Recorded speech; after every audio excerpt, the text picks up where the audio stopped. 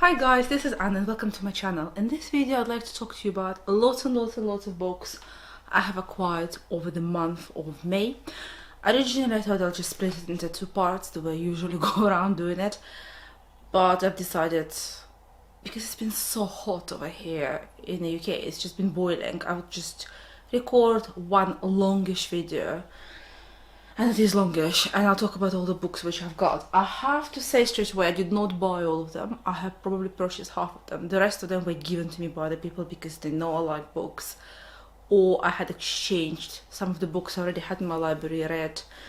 And wasn't particularly keen on rereading with other people in my book exchange club at school and in my college in Cambridge. So without further ado, I think I'm gonna start with a pile I have purchased myself and I'm really happy with. All of those books I have got in a second-hand shop, so they've all been read. They're in a pristine condition, however they will need a proper vacuuming. They're very dusty, so I have a feeling someone has passed away and their relatives decided not to keep it.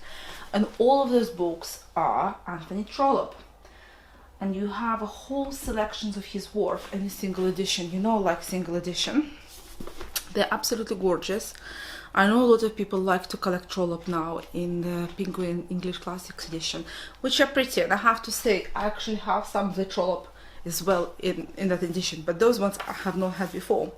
So those are published by the Trollope Society in London. They're absolutely beautiful. They're hardbound, and they have all been published in 1995, and I think if they have been read, they probably have been read just once. So I'll just show you how dusty they are, but yeah, it's so beautiful. All of them have the floral print, but slightly different color and slightly different pattern. So this one is called The New Zealander. Book number 1 is called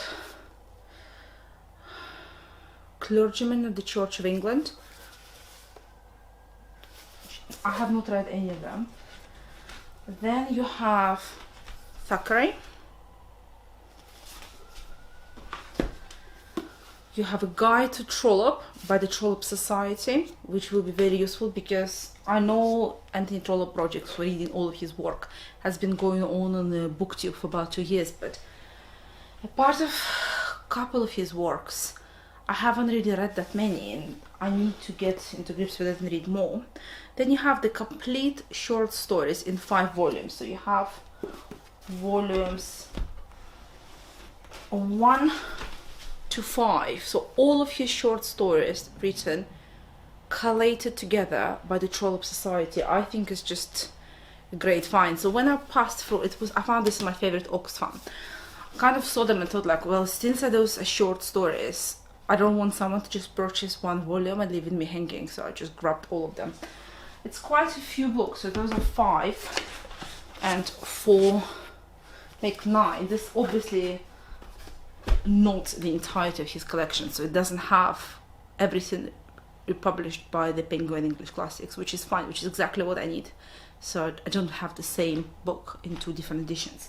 I know some people like it, but I have too many books. Right, then I have Shantaram, which I still have not read, and this one I got at school, so I did not buy this one. It has been read once, I believe, and it's in a very good condition, so I'm really happy with it. Then I got this in my college, and this is The Scarlet Letter, which I also would like to read this year. I have not read it. And then the final book I also got in my school is David Mitchell's The Bone Clock, in a paper version. I know the same cover was done in a hardbound, but I have not read it, and I thought, why not? If I don't like it, then at least I can give it away. Right. Then I have purchased Eric Segal's The Class because I have read his Doctors in May and I really enjoyed it. And trying to find his works, I had to go on eBay, on Amazon. So this has been pre-read, pre-loved, pre-owned, but it is in a fairly good condition. It's actually published in the same format as the Doctors, but it's in a better state. So yeah, I would like to read this in 2017. Then I have purchased The Battle of the Wits, and this is the book I wanted to get since I've read a couple of chapters talking about the involvement of the Polish partisans in World War II, effort against the German. So this is a direct reference from the book I'm reading on the Polish history. So I've got this one. Then I've purchased the Margaret I, because everyone has been saying on the booktube just how wonderful it is and how much it inspired them. So basically I caved in. I got this one. Right, next one is the 3 books by the Hungarian author Agota Christoph, which I have purchased because I have finished reading Magda Szabó's The Door. If you haven't watched my channel for a while, you know that I've been trying to read The Door for a while. I finally finished it and I absolutely was blown away by the book. I loved it so much. I gave it 5 out of 5 stars. So I would like to read more by Magda Szabó herself and by other Hungarian authors. So started looking into it a little bit more detail and came across Agota Christoph. And her work was basically banned by the Soviet Union. So in 1956, her and quite a few of her works have been smuggled out of Hungary. And she has been translated several times, but this one is the recent translation, which I think is one of the best ones. At least that's what the Goodreads told me when I started to investigate her works further. I don't know when I will read it, hopefully sooner rather than later, but I mean, the literature is rather small, so that's the one I might start with, or I might just read more of the Magda Szabó because I still have the other book I purchased by her. So yeah, I might read her first.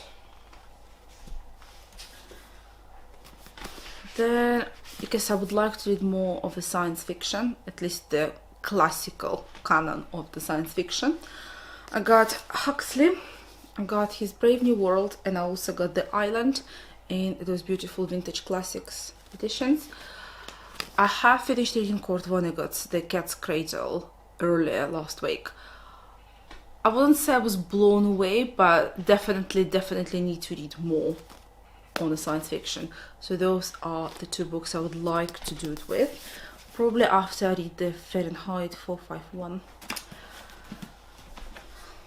Then I have purchased, finally, also caving in to the booktube Idaho by Emily Ruskovich, because everyone's been saying just how wonderful this debut novel is.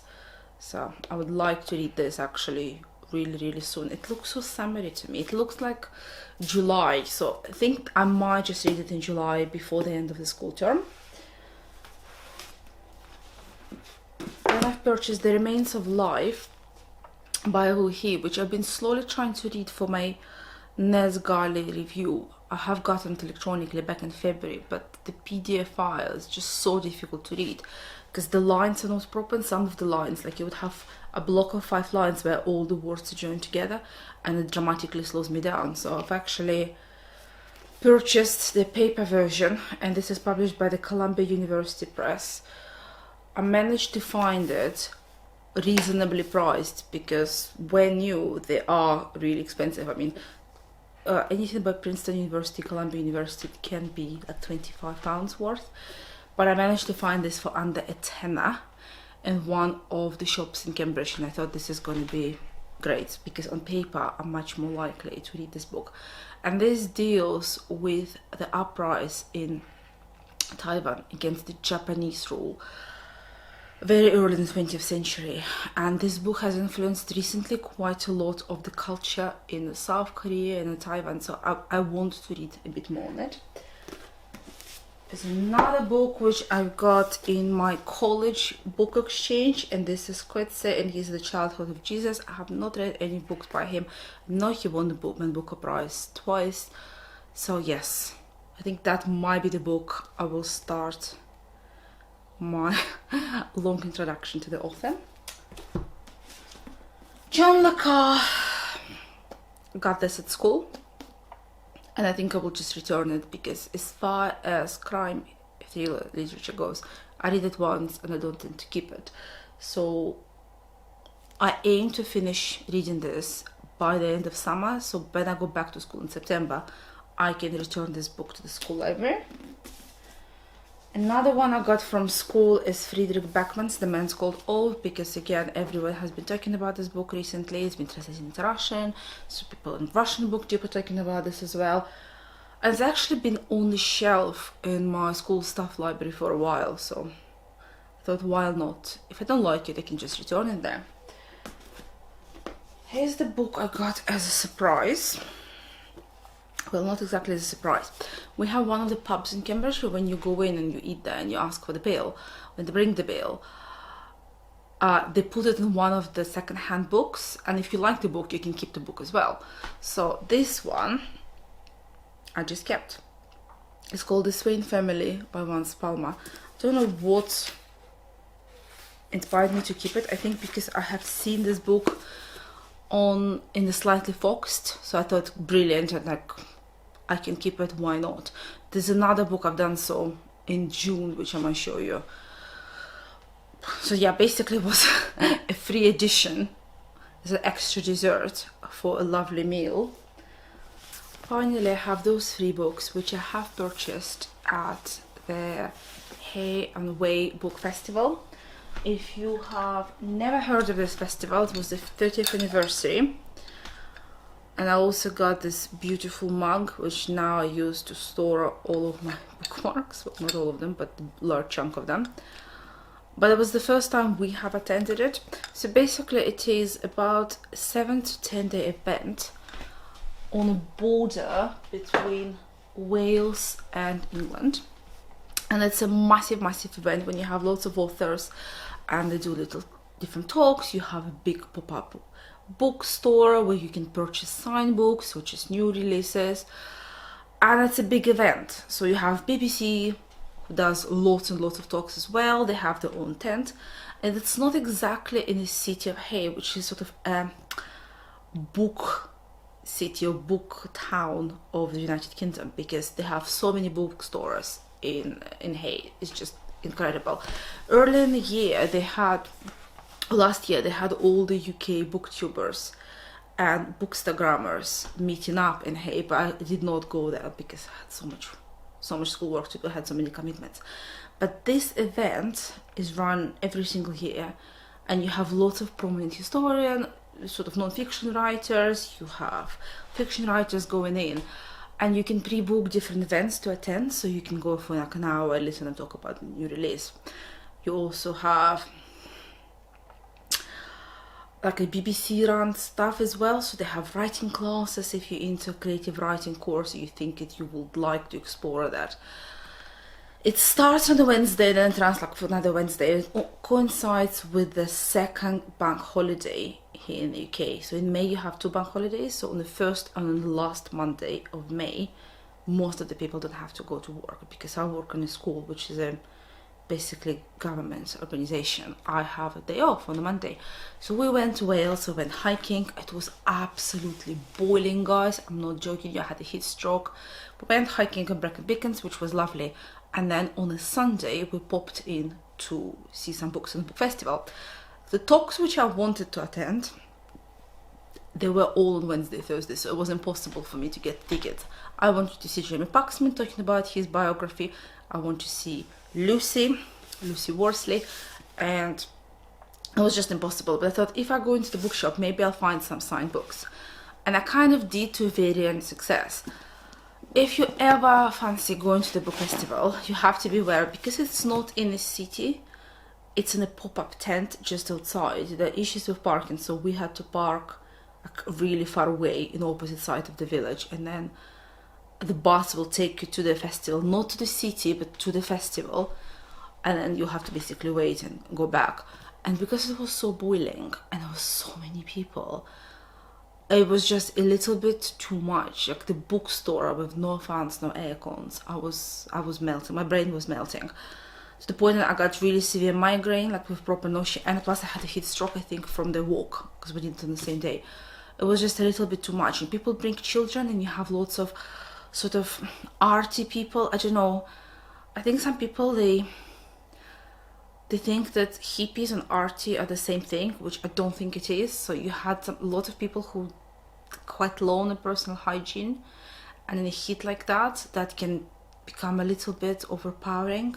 Like, I don't want to offend anyone, but it was just a little bit too much. And because I'm quite short, I'm on a level of armpits for quite a few people. That was pretty unpleasant. So we didn't spend that long, but I managed to find 3 books. First of all, I got Lucy Worsley, Jane Austen at Home, where she talks about how Jane Austen's life was likely run during the time. So how the upper class had the entertainment, what the war, what the etiquette was, how did women spend the day, or were expected to spend the day in a class Jane Austen grew up in, what possessed her to write her work. It talks about her family, her friendships. And Lucy Worsley, she's quite well known here in the UK because she runs several programs which talks about Tudor life, Victorian life, how women used to dress. And she's a director. She runs a whole bunch of palaces, with the main one probably being the Hampton Court. So she oversees quite a lot of the cloth collections.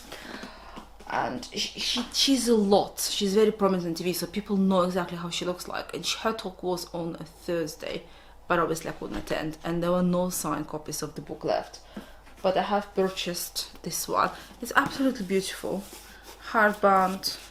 I'm really, really glad I have it, but it's just a shame that I could not attend the talk, which was also really sold out. Then I got Jeremy Paxman's And Life in Question. For those of you who don't know, Jeremy Paxman has been running the show called the University Challenge. He's the person who's popping in and asking all the questions to the students for lots and lots of years. And University Challenge is the one program I watch every single Monday religiously while it is on TV. It's half an hour long, and it always makes me feel like a complete and utter idiot, and yet I cannot stop watching it. I'm absolutely obsessed with the program. When I was in Cambridge, I have applied to be on the team for New Hall for my college, and I went through like the first set of rounds up to the point when we started practicing with the camera. So you have auditions with the camera, and when you have a question, and then they select the teams from different universities in the UK to participate.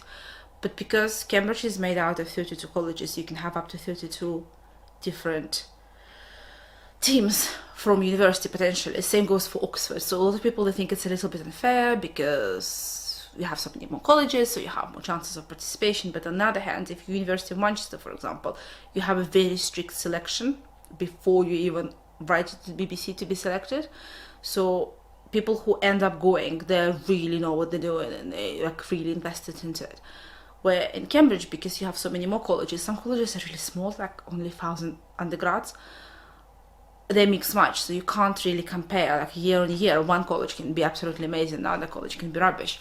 So from New Hall, we never done really well, but I chickened out massively. So I've done the paper auditions run by my college, and then we've tried to do the filming you audition, because you have to be on TV ultimately, going to Manchester to record it. And I was like, I cannot be on TV. Like honestly, I get in this frenzy and the state of mind, and I can't even remember my name. I'm so stressed. So I just completely fell off the bandwagon. And so when they returned to the BBC, I was in reserve, but we never really progressed that far in the year, and I never ventured back. I'm just watching as a spectator. But I know people who have participated for Cambridge and went quite far, and I know some people who done it from UCL and they went all the way to quarterfinals. So I'm really into that. And in my school, we're now running my school University Challenge, where I do the scoring. So Jeremy Paxman is a huge hero of mine, and I was so devastated that his talk was fully booked and there was no way for me to attend it, because if there was one talk out of the entire book festival I wanted to see, that would have been his. Paxman is absolutely brilliant. He has written lots and lots and lots of books on history, pictures of his life, how he used to look when he started with the program. So this is his biography, and just look at it. This is how he looks in the studio. This is how his studio looks like on the Newsnight. So this is BBC Newsnight.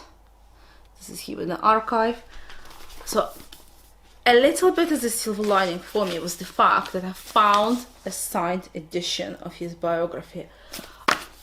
I grabbed it and I just ran for the till as quickly as I could, because this book, this is what I'm going to treat myself with on my summer holidays before we start a new season of University Challenge in September, which I can't wait for. Oxford won this year, but it's alright, Cambridge won last. And then the final book I also purchased in the festival by Olga Tokarczuk. She's Polish author, and it's called Flights, and it's published by this absolutely stunning Fitzgerald editions. They're just so beautiful. I love the royal blue, love the French flaps, and it's just so pretty. So it says here, Flights, a novel about travel in the 21st century and human anatomy, is Olga Tokarczuk's most ambitious to date. It interweaves travel narratives and reflections on travel with an in-depth exploration of human body approaching life, death, motion and migration. From the 17th century, we have the story of Dutch anatomist Philip Warhaar, who dissected and drew pictures of his own amputated leg. That is next level. From the 18th century, we have the story of North African-born slave turned Austrian courtier, stuffed and put on display after his death. In the 19th century, we follow Chopin's heart, and he makes the cover journey from Paris to Warsaw. So I really fancy reading more of the Polish literature, and I think that would be a brilliant way for me to start. And it is endorsed by Svetlana Alexievich, who won the Nobel Prize for Ukraine last year. So yes, again, another book which I quite fancy reading sooner rather than later. Those are a lot of books, guys. I can appreciate it, but I've purchased very few of them, if that makes anyone feel better, because I got lots of comments recently, mostly from my Russian viewers, and like, you have so many books, like you must be spending a fortune. Yes, I have lots of books, but that's my main hobby at the moment, and I don't borrow money to buy books. I buy books because I can afford them, and I very rarely buy new ones. I mostly buy secondhand, because yes, here in the UK, loving books is turning out to be quite an expensive hobby. So yes, if you have read anything from the list I've just shown you, I would love to know what was your favorite, which book out of this list I think I should start with.